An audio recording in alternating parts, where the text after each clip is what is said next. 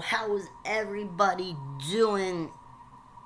It's the J-Man here, and who is ready to have some awesome time? I apologize for uploading a video. I'm a busy person with important things to do, unlike some people. Anyway, so what are we doing today? We're gonna be doing a new series, called From the Dead. You know, why do we call it From the Dead? It's a combination of music and creepypasta. Obviously, it's creepypasta because it's from the dead, you know. It's spooky, man. It's spooky. But, the other part, From the Dead, is, we'll be reviewing an album. It'll be an old album. That's why From the Dead, you know, old album. Okay. People may or may not care about the album, but it's just bringing back old music to the hearts of many and letting people know where the origins of music came from. Origins of metal genres and rock genres, obviously. We're not going to be doing reviews of pop music. If you want that, I'll do a review of a pop album if I get 1,000 subscribers. That's never gonna happen. Anyway, so, yeah, let's get started. So, let's start with the review. Now, I don't write this stuff down. This is unscripted. I have very few scripted videos, but this is unscripted, so just letting you know. The album we are reviewing today is Operation Mindcrime. If you don't know what that is, that's okay. If you don't know who Queensryche is, that's okay. Operation Mindcrime was the third release by the band Queensryche.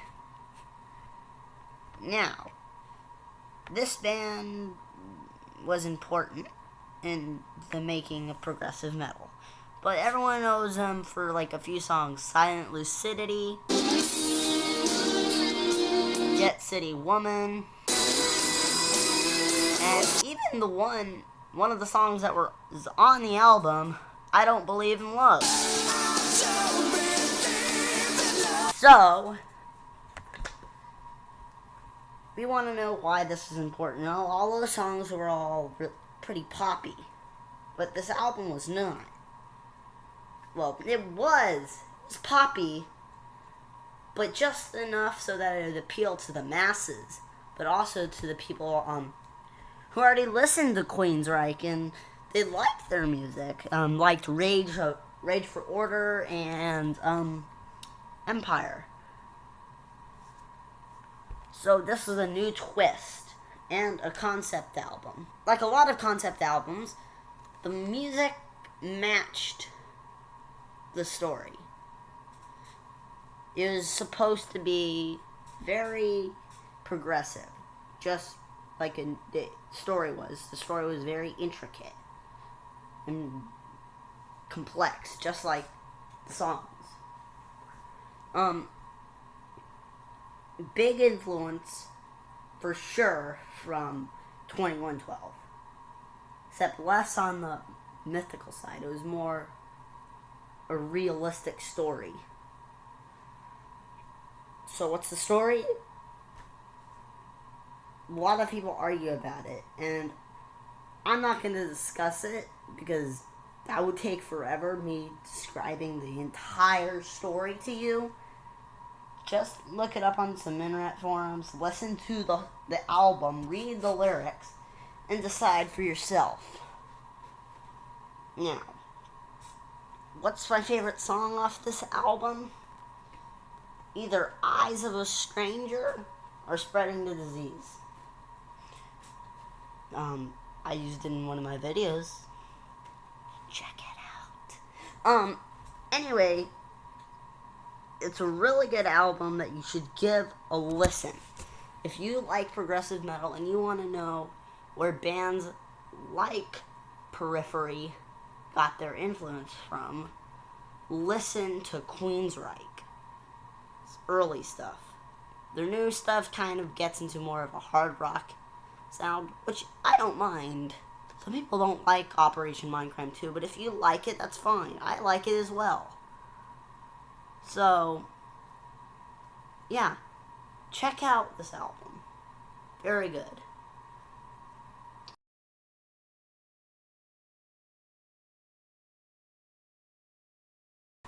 The Flesh Market.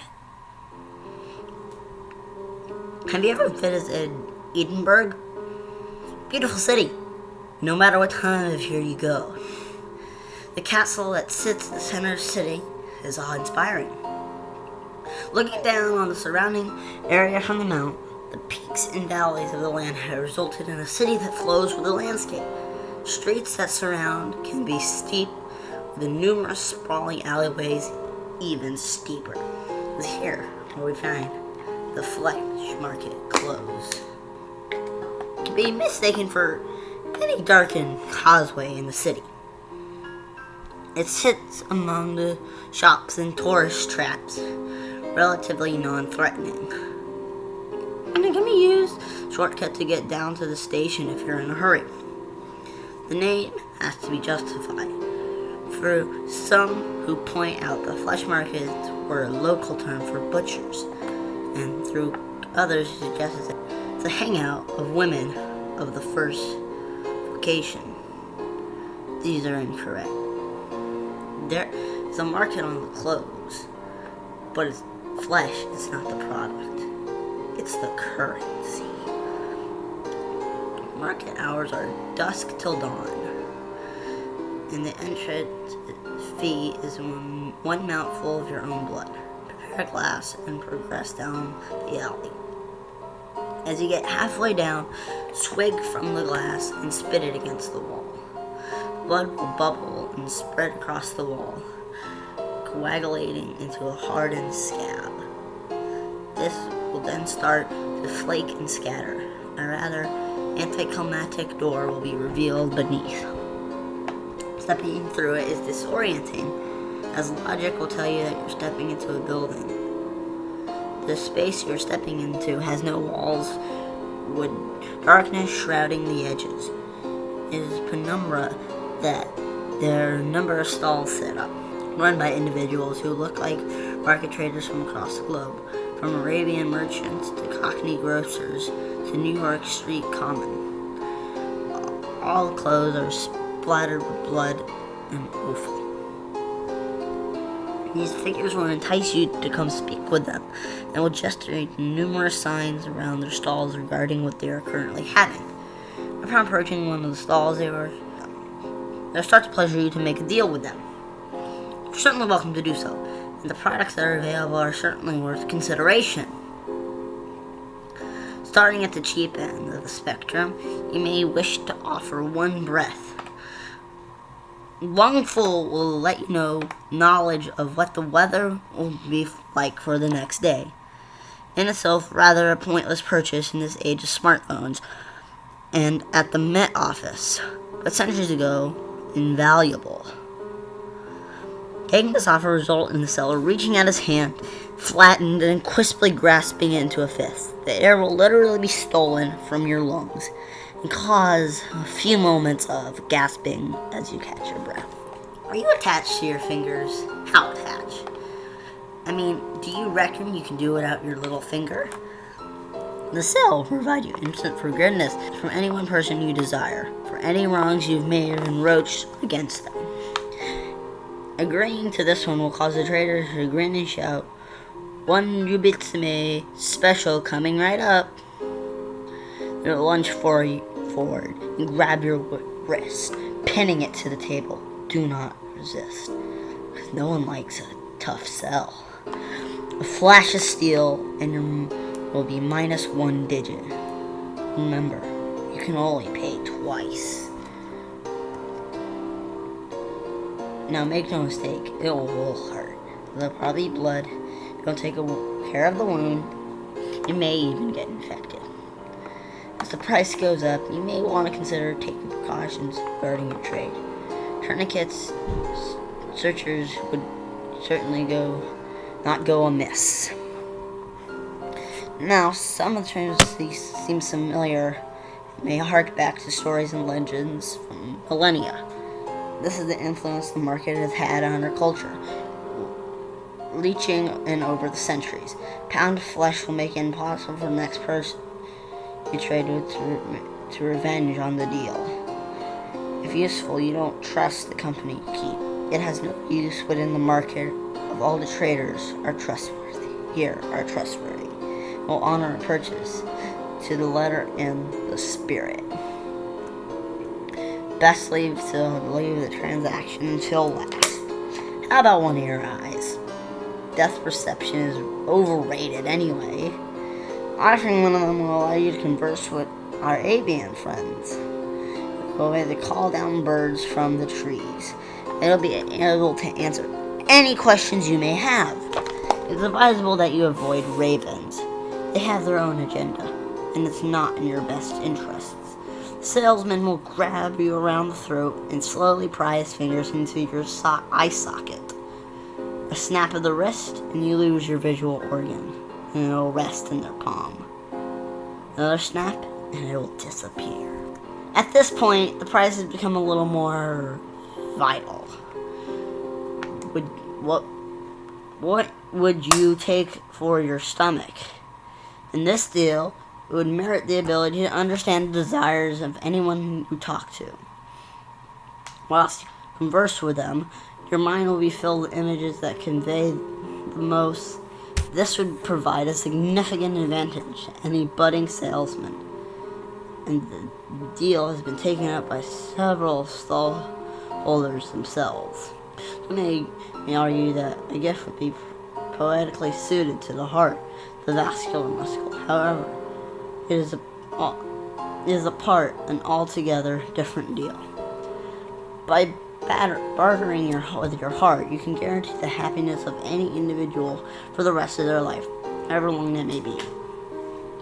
The removal of these types of organs can be significantly painful.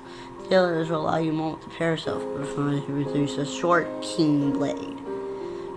One practice swipe later, they'll be digging into your tissues. They have a unerring accuracy and a level of cleanliness that rivals any surgeon. It is acknowledged that in some places the deal have been sealed. Buyer may have second thoughts and want to back out. This is not one of those places. Most of the contract is less unspoken, but you're expected to done your research. The bio clauses are a killer. Most of the body can be put on the table. There are limitations. The fact of the matter is that the brain is the seat the sentience and cannot be fully placed in a say fully. There's one individual who offered to lobotomize part of the brain to hold memory as part of the deal. The problem is he cannot remember what he received in return. I hear he suffered night terrors for the rest of his days. Now at this point I offer a warning. Up until now, the detail is your own body parts. Whatever you do not attempt to purchase anything in the market, the organs of another. Every figure in the market will stop and stare at you, and the one you attempted to defraud the system will scream, "That's not yours to trade."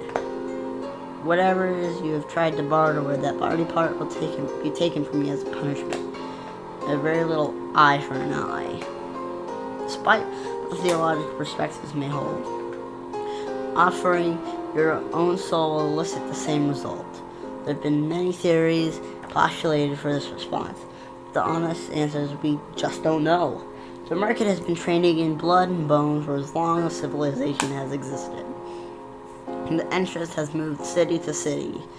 Many have shook hands with the butchers, though not quite as many as got their hands back. A smart man would wonder how that these individuals are capable of honoring the deals they broke. A smart man would ask himself why his body parts are such high value in this economy. Just understand that it's supply and demand. As long as there's fools willing to supply, you shouldn't need to concern yourself with who's doing the demanding. Story written by Silicon Lemming.